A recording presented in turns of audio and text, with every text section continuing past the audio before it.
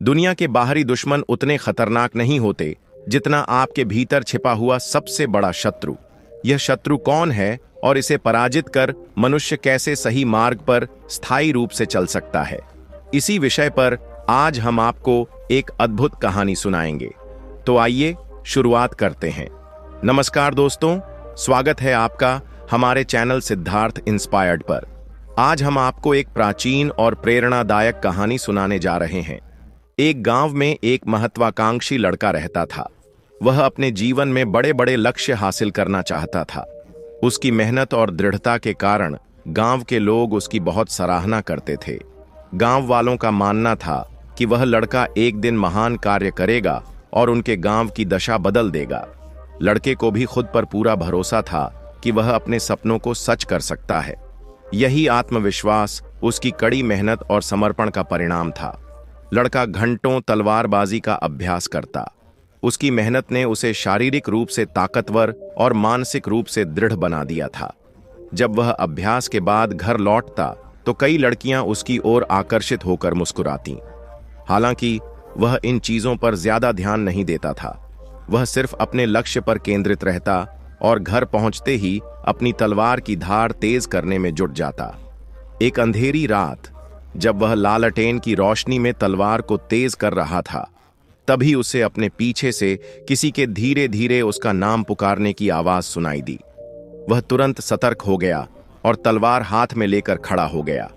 जैसे ही वह पीछे मुड़ा, उसने देखा कि वहां कोई व्यक्ति नहीं था, लेकिन हवा में सफेद और लाल रंग की कोई अजीब सी आकृति तैर रही थी।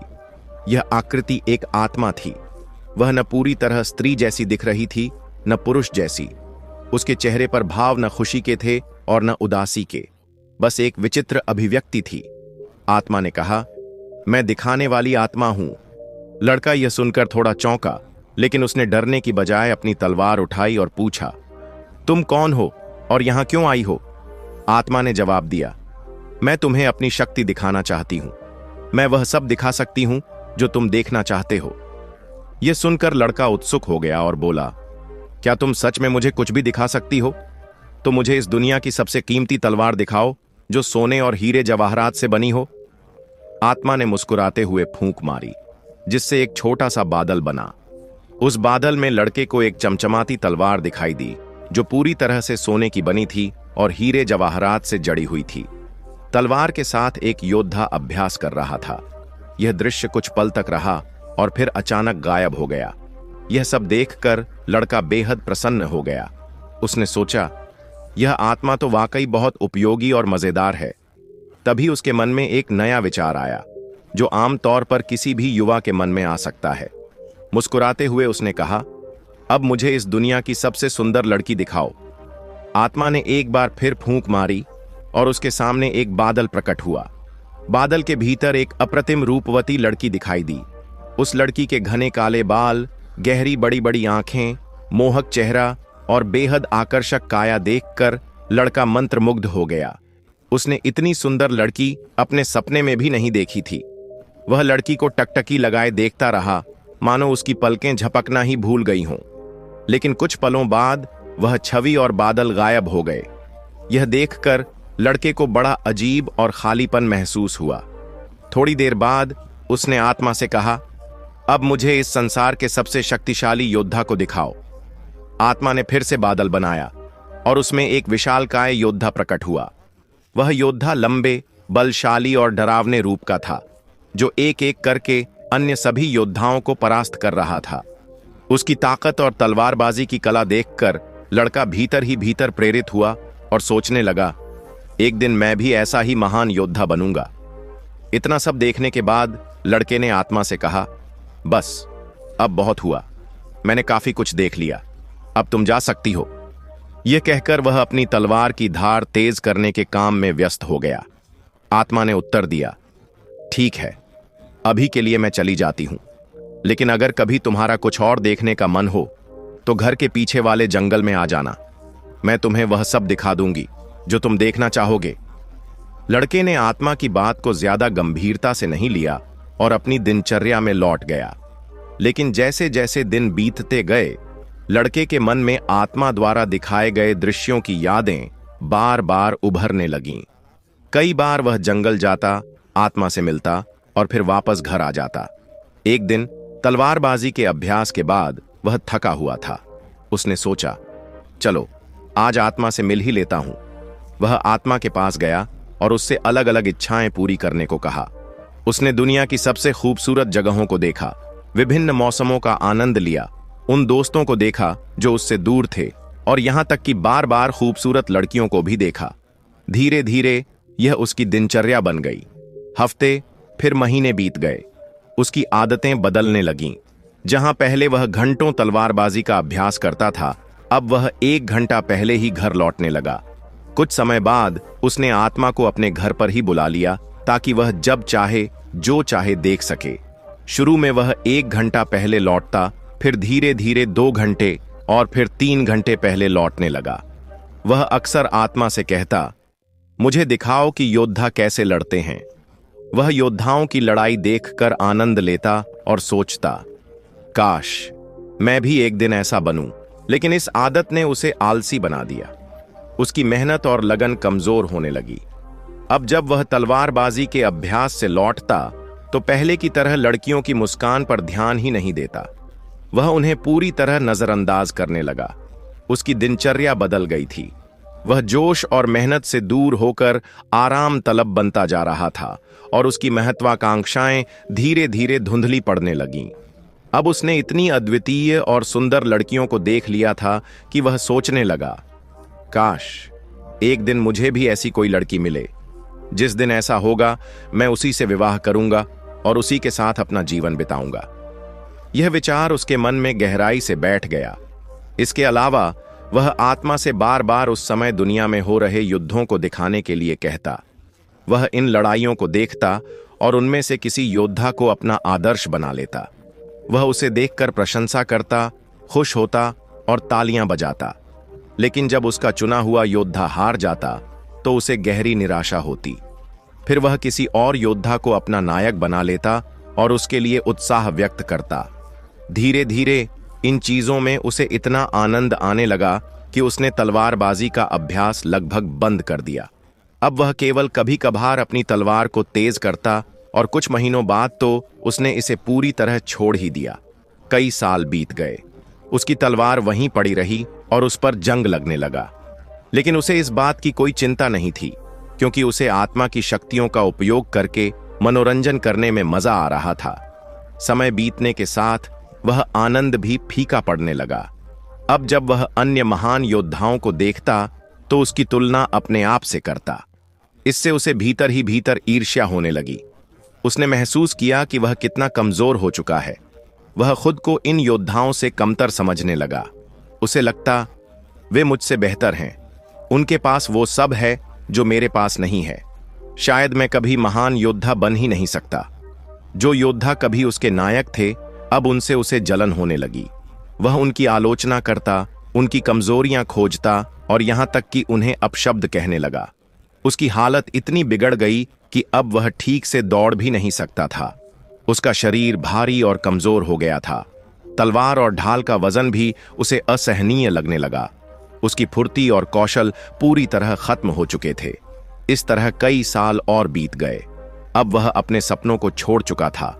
उसे योद्धा नहीं बनना था। वह सिर्फ आत्मा की मदद से युद्धों को देखता और उनमें अपनी कल्पनाओं में लड़ाई करता। उसका जीवन उद्देश्यहीन और निराशाजनक हो चुका था। अब वह अकेला था, अपने जीवन से थका हुआ और किसी लक्ष्य के बिना। आत्मा का रहस्य उजागर होता है एक रात, जब वह अपने कमरे में अकेला बैठा था तो आधी रात को कोने में बैठी आत्मा अचानक जोर से हंसने लगी। उस आदमी ने चौंक कर आत्मा की ओर देखा। पिछले 10 वर्षों में उसने कभी आत्मा को इस तरह हंसते नहीं देखा था। वह हमेशा चुपचाप उसकी इच्छाएं पूरी करती आई थी। उसने घबराते हुए पूछा, तुम क्यों हंस रही हो? आत्मा ने कहा, अब मेरा काम पूरा हो गया है। मैंने तुम्हें जो दिखाया वह सब एक उद्देश्य से किया। यह सुनकर आदमी हैरान रह गया। उसने पूछा, तुम क्या कह रही हो? आत्मा ने जोर से हंसते हुए कहा, अब समय आ गया है कि मैं तुम्हें अपना असली रूप और मकसद बताऊं। असल में मैं एक शैतानी आत्मा हूं। मैं इस दुनिया की हर बुराई की जड़ हूं। यह सुनकर आदमी के होश उड़ गए। उसने घबराते हुए पूछा, तो तुमने इतने साल तक मेरा समय क्यों बर्बाद किया? आत्मा ने उत्तर दिया, तुम्हारे भाग्य में लिखा था कि तुम इस दुनिया के सबसे महान योद्धाओं में से एक बनोगे। तुम्हें बुराइयों को मिटाने के लिए पैदा किया गया था, लेकिन तुम्हें हराने का एकमात्र तरीका तुम्हें खुद से भटकाना था। मैं तुम्हें नहीं मार सकती थी क्योंकि तुम अजेय थे, लेकिन तुम्हें हराने वाला कोई और नहीं, तुम खुद हो। मैंने तुम्हें धीरे धीरे कमजोर किया, तुम्हारे सपनों से दूर किया और तुम्हारी महत्वाकांक्षाओं को खत्म कर दिया। आत्मा ने आगे कहा, अब तुम इतने कमजोर हो चुके हो कि न अपनी रक्षा कर सकते हो न दूसरों की। अब इस गांव पर एक भयंकर राक्षस हमला करेगा। तुम्हारा जन्म इस राक्षस को हराने के लिए हुआ था, लेकिन अब यह असंभव है। अब हम इस गांव को तबाह करेंगे और सभी अच्छी आत्माओं को अपने साथ ले जाएंगे। यह सुनकर आदमी पूरी तरह टूट गया। उसने महसूस किया कि आत्मा ने उसे कैसे उसकी कमजोरियों का शिकार बनाया और उसकी मेहनत, सपने और जीवन को बर्बाद कर दिया। लेकिन अब बहुत देर हो चुकी थी। वह एक महान योद्धा बनने के अपने उद्देश्य से कोसों दूर जा चुका था। उस व्यक्ति को आत्मा की सच्चाई जानकर इतना बड़ा आघात लगा कि उसके पेट में भयानक दर्द शुरू हो गया। वह जमीन पर गिर पड़ा और तड़पते हुए बोला, क्या मैं उन खूबसूरत लड़कियों को एक बार फिर से देख सकता हूं? इस पर शैतानी आत्मा जोर से हंसते हुए बोली, हां, जरूर देख सकते हो, लेकिन अब केवल सपनों में। कहानी का सार दोस्तों, ये कहानी हमारे आधुनिक समय पर भी पूरी तरह लागू होती है। आपने शायद समझ लिया होगा कि आज के समय में वह शैतान या डेविल कौन है। यह हमारी आधुनिक लतें हैं, इंटरनेट, सोशल मीडिया, नशे और अन्य व्यसनों का जाल। ये चीजें युवा पीढ़ी को धीरे धीरे उनकी वास्तविकता और लक्ष्यों से दूर कर रही हैं, उन्हें उथले सुख और उद्देश्यहीनता की ओर ले जा रही हैं। हर व्यक्ति जो बचपन में बड़े सपने देखता है, उनमें से अधिकांश को पूरा करने की क्षमता रखता है, लेकिन जैसे जैसे समय बीतता है वह आराम तलब हो जाता है। उसे मेहनत किए बिना चीजें पाने की आदत लग जाती है। काम को टालना उसकी दिनचर्या बन जाती है और वह ऐसे व्यसनों में फंस जाता है जो उसे उसके सपनों से दूर कर देते हैं। आज इंसान का जीवन जितना आसान हुआ है, उतना पहले कभी नहीं था। इंटरनेट की मदद से वह जो चाहे, जब चाहे देख सकता है और खुद को खुश कर सकता है। उसे इसके लिए कोई विशेष प्रयास करने की आवश्यकता नहीं होती।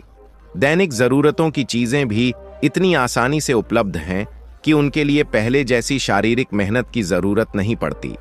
आज का इंसान इंटरनेट पर अपने सपनों को साकार होते देख सकता है, जो उसे एक सस्ता डोपामिन देता है। लेकिन क्योंकि उसका मस्तिष्क इस सस्ते डोपामिन से संतुष्ट हो जाता है, वह उन लक्ष्यों को असल जिंदगी में पाने के लिए कोई मेहनत नहीं करता। इसके बजाय वह और सस्ते डोपामिन की तलाश में लगा रहता है, जिससे वह इस फेक खुशी का आदी हो जाता है। अगली कहानी, लखन और बुलबुल। लखन नाम का एक व्यक्ति अपनी पत्नी और बच्चों के साथ पहाड़ों के बीच एक झोपड़ी में रहता था। उसकी झोपड़ी के सामने एक विशाल पेड़ था, जिस पर एक बुलबुल अक्सर बैठकर गाया करती थी। एक दिन बुलबुल के बच्चों का जन्म हुआ। जब बच्चे उड़ने लायक हो गए तो बुलबुल ने उन्हें उड़ना सिखाना शुरू किया। एक सुबह बुलबुल अपने बच्चों को पेड़ से नीचे झोपड़ी के पास तिनके चुनना और उड़ना सिखा रही थी। लखन, जो अपने 3 साल के बेटे को गोद में लिए बैठा था, यह दृश्य देख रहा था। तभी उसका बच्चा जिद करने लगा, मुझे वह बुलबुल का बच्चा चाहिए। लखन अपने बेटे के मोह में इतना अंधा हो गया कि उसने तुरंत अपने पैर की चप्पल उतारी और उसे बुलबुल के बच्चे की ओर फेंक दिया। बच्चा जमीन पर गिर पड़ा। लखन ने उसे उठाया और अपने बेटे को दे दिया, लेकिन वह बुलबुल का बच्चा न तो बोल सकता था, न उड़ने की कोशिश कर सकता था। वह अपनी गर्दन एक ओर लटकाए निर्जीव पड़ा था। बच्चे ने बुलबुल के बच्चे को हाथों में उठाया, उसकी चोंच खोली, पंख हिलाए और जब वह कोई प्रतिक्रिया नहीं दे पाया तो उसने उसे आसमान की ओर उछाल दिया। बुलबुल का बच्चा जमीन पर गिर गया। बच्चा तो बच्चा था, उसने उस निर्जीव चिड़िया को तोड़ मरोड़ कर उसके पंख नोच डाले, गर्दन मरोड़ दी और उसे पूरी तरह बर्बाद कर दिया। लखन यह सब देखता रहा, लेकिन उसे कोई फर्क नहीं पड़ा। वह यह सोचकर संतुष्ट था कि उसका बेटा खेल रहा है। मोह के कारण उसका हृदय इतना कठोर और निर्दयी हो गया था कि उसे यह सब देखकर जरा भी पीड़ा नहीं हुई। मोह इंसान को अंधा और जड़ बना देता है। यह उसे अपनी नैतिकता और संवेदनशीलता से दूर कर देता है। मनुष्य इसी अंधेपन का शिकार होकर अनगिनत गलतियां करता है और जब उसका हिसाब देना पड़ता है तो यही कहता है, मैंने तो कुछ किया ही नहीं। महाभारत में भी यह देखा गया था कि कैसे धृतराष्ट्र अपने पुत्र दुर्योधन के मोह में अंधे हो गए। उन्हें दुर्योधन के सभी बुरे कर्म बचपना और नादानी प्रतीत होते थे। मोह में इंसान अक्सर अपनी जिम्मेदारियों और सच्चाई से मुंह मोड़ लेता है। बरसात के मौसम में जब हवाएं तेज हो गईं, बुलबुल ने डर के कारण उस पेड़ पर लौटना बंद कर दिया। कई दिनों तक वह झोपड़ी के पास नहीं आई। 1 महीने बाद जब बुलबुल के बच्चे बड़े होकर उड़ गए और दूर चले गए तो वह अकेली रह गई। अब वह दोबारा लखन की झोपड़ी के सामने वाले पेड़ पर आने लगी और गाने लगी। लखन और उसका बेटा अक्सर उसका गीत बड़े ध्यान से सुनते और उसके गाने में खो जाते। वे कभी कभी उसके बच्चों को देखने की कोशिश करते, लेकिन वे तो अब बहुत दूर जा चुके थे। बुलबुल अब अकेली थी। एक दिन अचानक बारिश शुरू हो गई। पूरी रात मूसलाधार बारिश होती रही। लखन के घर में राशन खत्म हो चुका था, इसलिए अगली सुबह जैसे ही बारिश थमी, वह राशन और अन्य सामान लेने बाजार चला गया। घर पर उसकी पत्नी और बेटा ही थे। बाजार में सामान खरीदते समय बारिश दोबारा तेज हो गई। चारों तरफ काले बादलों ने आसमान को ढक लिया और अचानक बादल फट गया। इतना पानी गिरा कि लखन की झोपड़ी, उसकी पत्नी और बेटा सब बह गए। बारिश इतनी भयंकर थी कि झोपड़ी का नामो निशान मिट गया। लखन बाजार में ही फंसा रहा। 2 दिनों बाद जब बारिश रुकी, लखन अपने घर लौटा, लेकिन उसने पाया कि वहां कुछ भी नहीं बचा था। उसकी झोपड़ी की जगह अब केवल पत्थरों का ढेर था जो पहाड़ों से बहकर नीचे आ गए थे। यह दृश्य देखकर लखन स्तब्ध रह गया। उसका मन गहरे दुख से भर गया। वह पागल सा हो गया और खाना पीना सब भूल गया। पागलों की तरह भटकते हुए वह एक दिन एक सुनसान जगह पर पहुंचा और एक पेड़ के नीचे गिर पड़ा। उसकी हालत इतनी खराब हो चुकी थी कि वह हिलने डुलने की भी ताकत खो चुका था। कई दिनों तक वह बेहोशी की हालत में वहीं पड़ा रहा। फिर एक दिन जब उसने आंखें खोलीं तो देखा कि सूरज सिर पर चमक रहा था। पेड़ पर वहीं बुलबुल बैठी थी जो गा रही थी। चारों तरफ आम बिखरे पड़े थे। यह आम का पेड़ था और बुलबुल अपनी चोंच से आम गिराकर लखन के खाने के लिए ला रही थी। लखन ने उठकर एक आम खाया, फिर दूसरा और फिर कई आम खा लिए। बुलबुल उसे आम गिराती रही और गाती रही। जैसे जैसे लखन के शरीर में ताकत लौटी, बुलबुल की खुशी बढ़ती गई। अचानक बुलबुल ने एक और आम गिराया और दूर जाकर बैठ गई। लखन ने बुलबुल को देखा और उसके भीतर गहरी भावनाएं उमड़ पड़ीं। वह जोर जोर से रोने लगा। उसने महसूस किया कि अपने बेटे के मोह में पड़कर उसने कितना बड़ा अपराध किया था। मैंने अपने स्वार्थ के लिए इस पक्षी के बच्चे को मार दिया और अब यह पक्षी मेरी जान बचाने के लिए आम गिरा रही है, उसने सोचा। लखन अपने कर्मों पर पछताने लगा। वह अपने भीतर आत्मग्लानि और शर्मिंदगी से भर गया। उसने महसूस किया कि मोह ने उसे अंधा बना दिया था। वह फूट फूट कर रोया, लेकिन बुलबुल मानो उसे दिलासा देने के लिए उसके सिर के ऊपर उड़ने लगी और अपनी मधुर धुन में जैसे कह रही थी, जो हो गया उसे भूल जाओ। प्रकृति ने हमें एक दूसरे की मदद के लिए बनाया है। लखन ने बुलबुल के संदेश को गहराई से महसूस किया।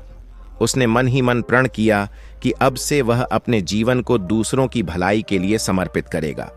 उसने बुलबुल के सामने हाथ जोड़े अपना सिर झुकाया और कहा, आप मेरी गुरु हैं। आपने मुझे सिखाया कि जीवन का असली उद्देश्य क्या है। उस दिन के बाद लखन ने जंगल से लकड़ी काटकर बेचना शुरू कर दिया। यही उसकी रोजी रोटी का जरिया बन गया। लेकिन उसने तय किया कि जो भी धन बचेगा उससे वह दूसरों की मदद करेगा। वह गरीबों के लिए भोजन लाता, कुत्तों और पक्षियों को खाना खिलाता और बीमारों को दवाइयां दिलाता। उसकी जिंदगी अब सेवा और त्याग का प्रतीक बन गई थी।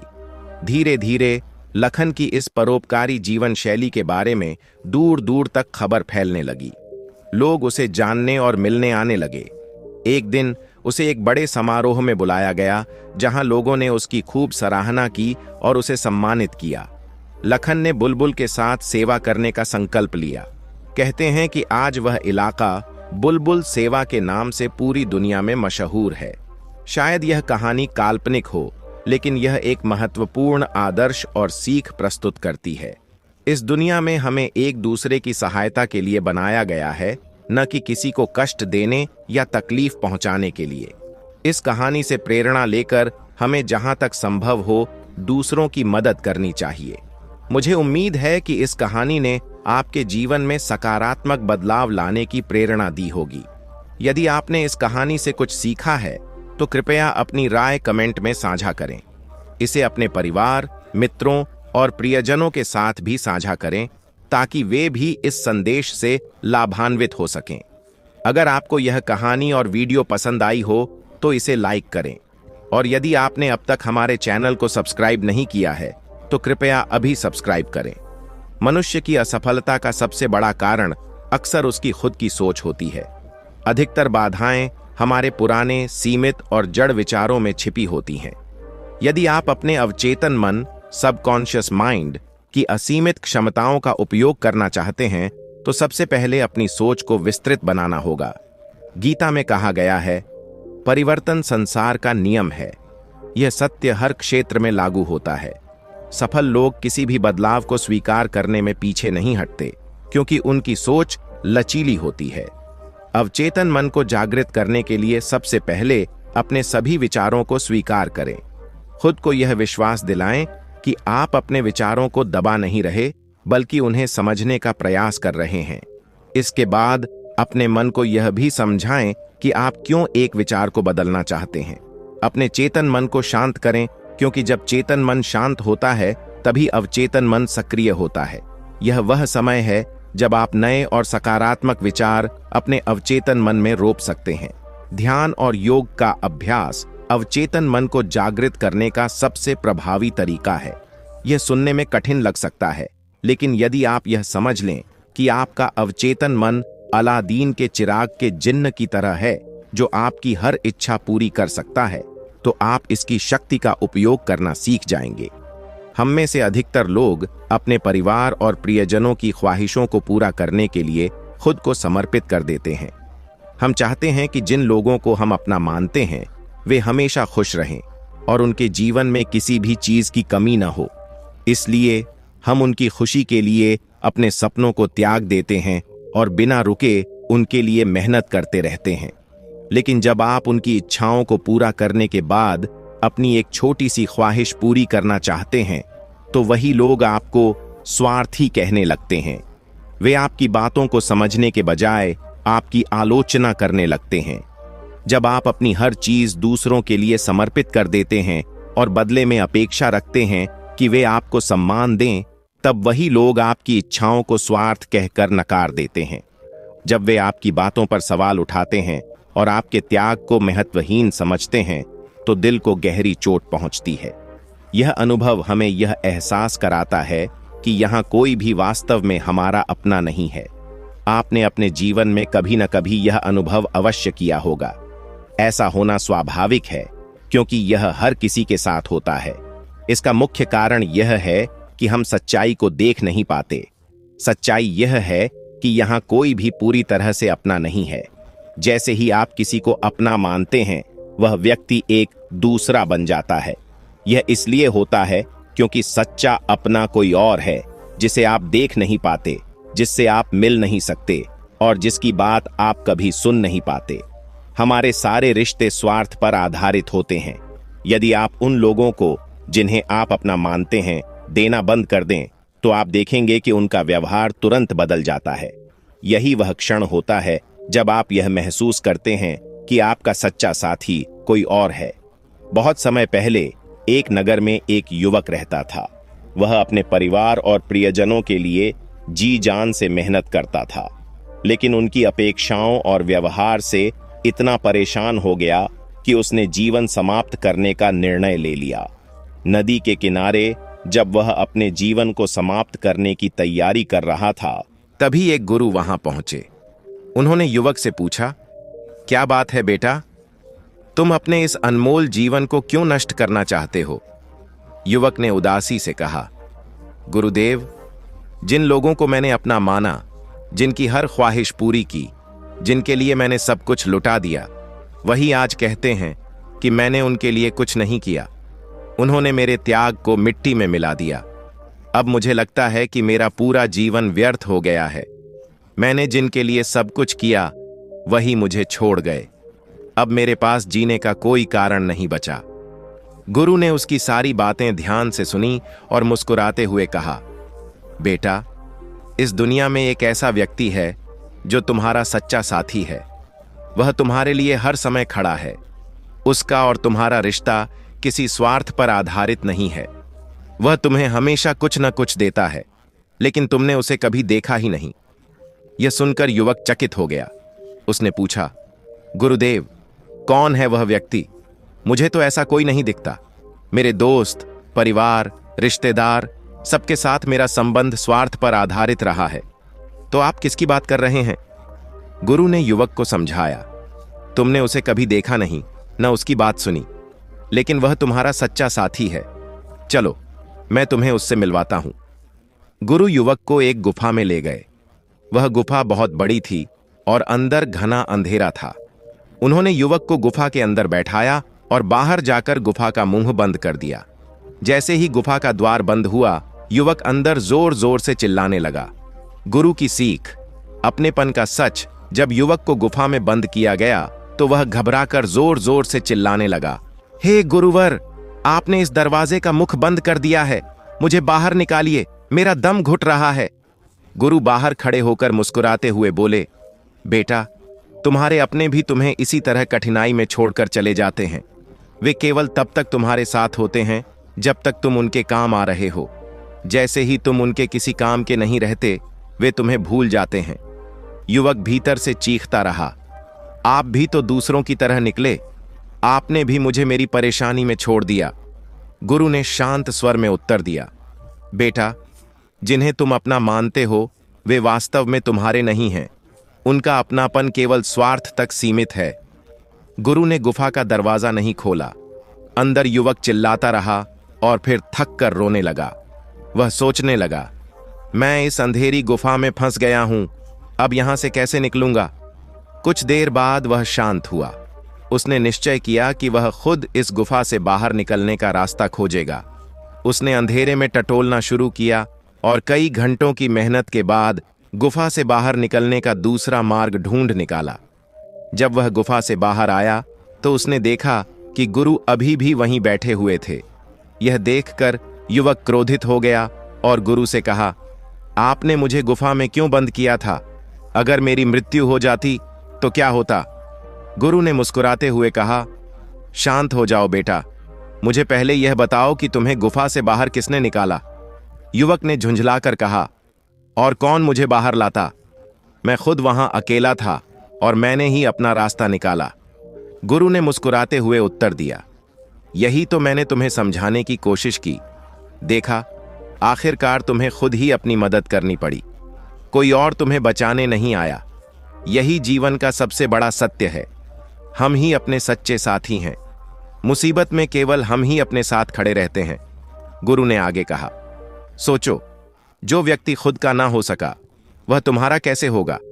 तुमने खुद को गुफा से बाहर निकाला और यही सिद्ध करता है कि तुम ही अपने सबसे बड़े सहायक हो। यह सुनकर युवक का क्रोध शांत हो गया। उसने कहा, गुरुवर, आपकी बात समझ आ गई, लेकिन मेरे माता पिता, भाई बहन, पत्नी और बच्चे भी तो मेरे अपने हैं। क्या वे भी मेरे नहीं हैं? गुरु ने युवक का हाथ पकड़ा और उसे श्मशान ले गए। वहां एक शव को अर्थी पर ले जाया जा रहा था।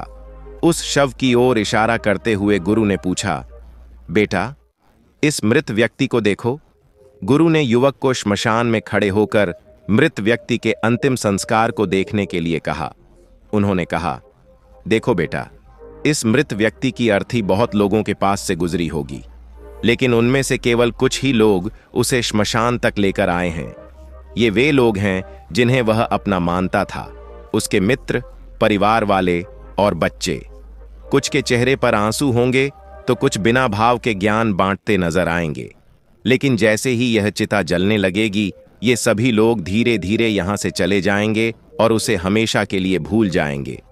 गुरु की बात खत्म होते ही उन लोगों ने मृतक को चिता पर लिटाकर अग्नि को समर्पित कर दिया। जैसे ही चिता जलने लगी, लोग अपने हाथ धोकर घर की ओर निकलने लगे। इसे देखकर गुरु बोले, बेटा, जो इस व्यक्ति का सबसे करीबी होगा, जिसे वह अपना कहता होगा, वह सबसे अंत में यहां से जाएगा। थोड़ी ही देर में सभी लोग वहां से चले गए। केवल मृतक का बेटा थोड़ी देर तक रुका, लेकिन कुछ समय बाद वह भी वहां से चला गया। गुरु ने युवक से कहा, देखा, यहां पर वास्तव में कोई अपना नहीं होता, हमारा साथ कोई नहीं देता। ये सभी रिश्ते केवल इस दुनिया तक ही सीमित हैं। हम इस संसार में अकेले आते हैं और अकेले ही चले जाते हैं, लेकिन विडंबना यह है कि हम अपने सबसे सच्चे साथी से कभी नहीं मिल पाते। यही हमारे जीवन की सबसे बड़ी विफलता है। गुरु ने आगे कहा, सोचो, जो जीवन भर तुम्हारा साथ निभाता है, तुम्हारे हर दुख सुख में खड़ा रहता है, तुम्हारी हर परेशानी में तुम्हारा सहारा बनता है, वह तुम्हारा अपना कौन है? वह तुम्हारे भीतर है, पर तुमने उसे कभी पहचाना ही नहीं। तुमने इस संसार को ही अपना मान लिया।